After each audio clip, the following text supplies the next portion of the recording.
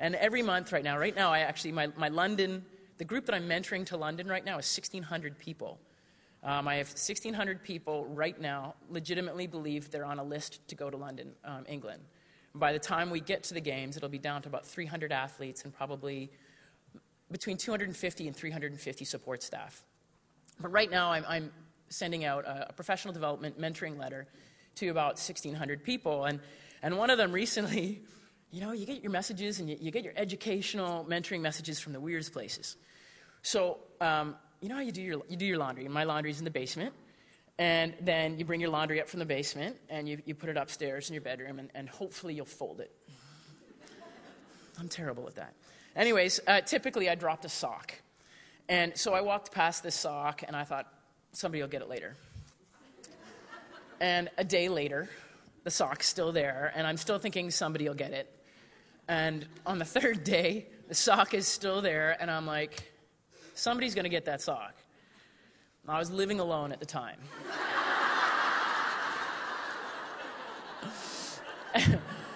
And I realized that success and opportunities are like that. We walk past them all the time.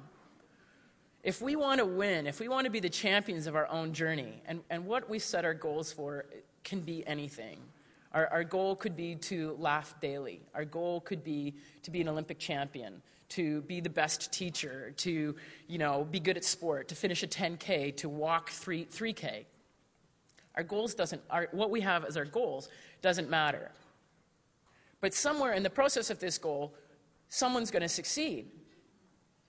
And so the message that I sent out that day in that message was to be your own somebody. Winning and success is going to happen to someone. And so we can't afford to just walk by opportunities all the time waiting for somebody. We are somebody.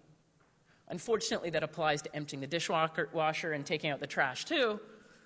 But we need to be our own somebody. And these are the educational type of messages that I send out about closing the gap between where you are now and where and who you want to be in the future. The other type of message that I get to give out in my mentoring is the inspirational messaging. And I think the reason the educational stuff sinks in and the reason the motivational stuff sinks in for the groups that I mentor is because of the inspirational stuff.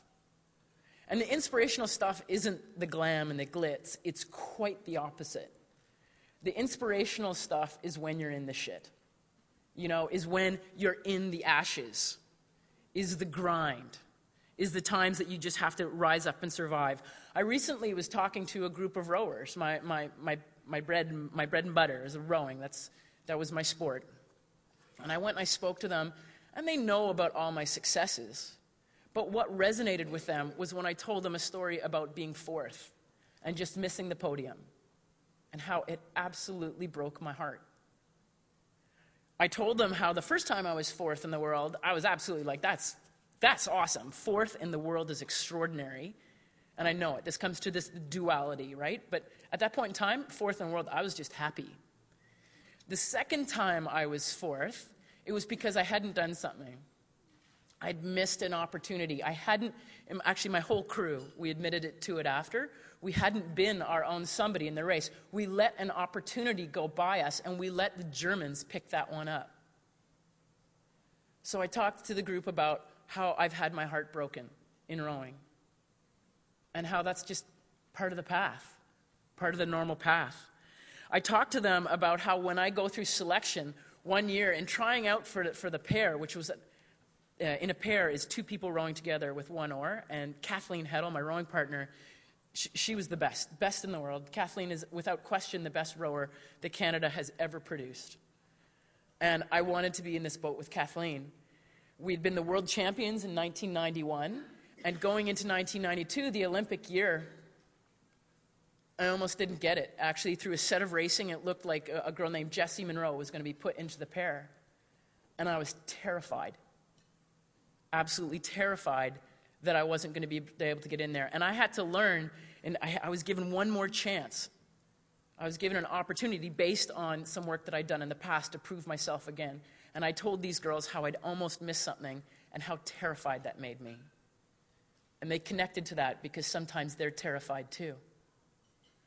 I told them how sometimes, even after I was a world champion and an Olympic champion, I remember days I'd be floating in the middle of the lake, bawling my eyes out because it was so hard. So hard. And I was convinced that everything I had ever accomplished in my life, all the gold medals I had, that big, heavy, beautiful gold medal that was home in my that shit drawer that you have in your kitchen, I was convinced that all of that was a fluke.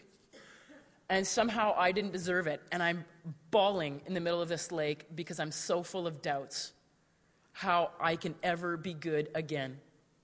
I doubt that I can do the volume of work anymore. I doubt that I can connect and feel smooth on the water. So I always like to think that when things are going well in rowing, you feel like a hot knife cutting through butter.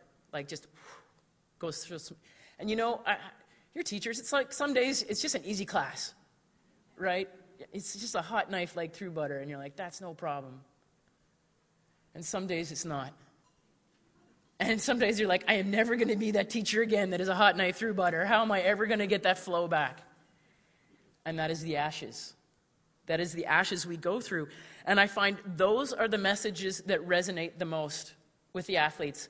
When I'm trying to help them achieve brilliance, the messages that help the most is the ones that help us realize that our fears and doubts are normal, without question. Having fears and doubts and feeling struggle and feeling like you're working through the ashes doesn't mean you won't be a champion. It means you're on the path to becoming a champion, if not becoming a champion again.